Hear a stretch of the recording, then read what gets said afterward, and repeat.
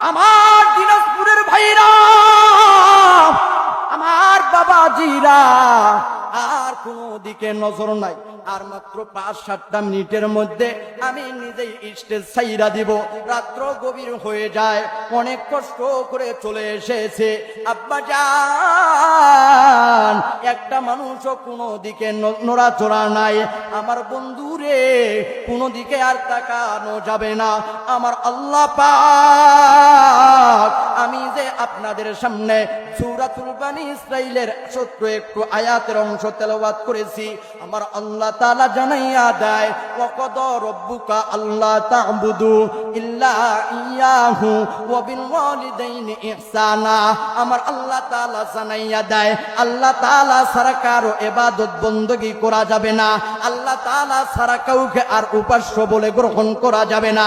কিন্তু আমার আল্লাহ তাআলা এরপরেই জানাইয়া দেয়, তোমরা তোমাদের পিতামাতার সাথে ভালো ব্যবহার করো।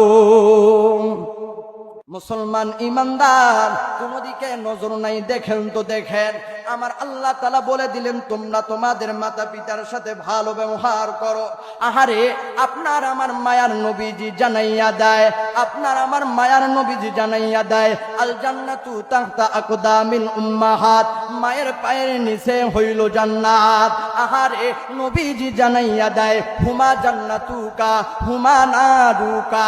আহারে, আমার নবীজি জানাইয়া দেয়, তোমাদের মা বাবাই হইল তোমাদের জন্য জান্নাত, তোমাদের মা বাবাই হইল তোমাদের জন্য জাহান্নাম।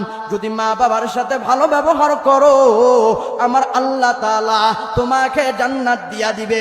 যদি মা বাবার সাথে খারাপ আচরণ করো, আমার আল্লাহ তাআলা কিন্তু তোমাকে জাহান্নাম দিয়া দিবে। আমার ভাইরা, আমার বন্ধুরা, এইবার লক্ষ্য করেন। আহারে, 2-4 মিনিটের ভিতরে যেহেতু অল্প সময় আর আমার হায়াতের, আপনারা একদম ঘড়ির টাইম অনুযায়ী ইনশাআল্লাহ ছেড়ে দিয়া দিব। মুসলমান ইমানদার, দেখেন তো দেখেন ওই মাটা কেমন। আহারে, জানি না এই ময়দানে কার জানি না মা নাই, কার জানি না বাবা নাই। কোন মানুষটা নিজের মা বাবাকে নিজ হাতে মাটি দিয়া চলে আসছে। আহারে, যার মা নাই, যার বাবা নাই, ওই মানুষটার মতো দুঃখী কেউ নাই। মুসলমান ইমানদার কবরের পাশে যাইয়া কান্না করে। যুবকটাকে জিজ্ঞাসা করা হয়, যুবক রে, ঈদের দিনে কেন তুমি কান্না করো? কার জন্য কান্না করো? আহারে, ঈদের দিন তো খুশির দিন, কেন তোমার চোখে আজকে পানি দেখা যায়? কয় ভাইজান, জানেননি জানেননি, আহারে, গত ঈদে আমার মা বাবা বেঁচে ছিল। মা বাবার দোয়া নিয়া ঈদের ময়দানে যায়, আনন্দ যেন ভরপুর ছিল। পুরা আমার চেহারায় হাসির একটা ছাপ ছিল।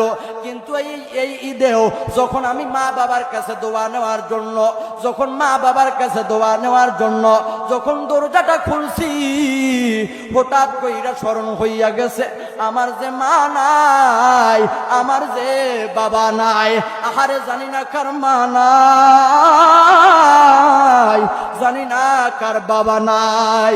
কোন মানুষটা মা হারাইয়া বইসা গেছেন, কোন মানুষটা বাবা হারাইয়া বইসা গেছেন।